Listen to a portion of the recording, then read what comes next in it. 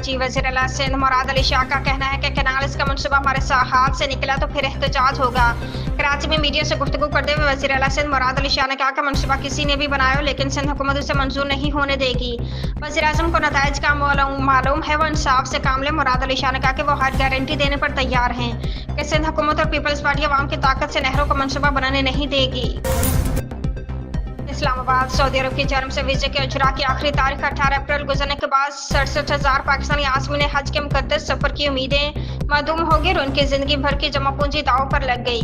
तफसीलात के मुताबिक निजी हज स्कीम के तहत हज के ख्वाहिशमंद 67,000 पाकिस्तानी शहरी सऊदी वीज़ा ना मिलने के बायस फरीज़े हज अदा करने से महरूम रह गया। अगरचे नाज़मीन ने तमाम तलबा दस्तावेज़ात मुकम्मल करके प्राइवेट हज ऑपरेटर्स को रकूम भी अदा कर दी थी, ताहम वीज़े जारी ना होने की वजह से उनका सफ़र मुमकिन न हो सका। लाहौर इंसदाद दहशतगर्दी अदालत ATC ने वज़ीर आला खैबर पख्तूनख्वा अली अमीन गंडापुर के नाकाबिल ज़मानत वारंट गिरफ्तारी जारी कर दिए। अली अमीन गंडापुर के वारंट गिरफ्तारी 5 अक्टूबर को पाकिस्तान तहरीक इंसाफ PTI के लाहौर में एहतजाज और पुलिस पर तशद्दुद के मुकदमा में जारी किए गए। ATC एडमन जज मंजर अली गल ने PTI रहनुमाओं हमाद अजहर, सईद संधू और शहबाज अहमद के भी नाकाबिल ज़मानत वारंट गिरफ्तारी जारी किए।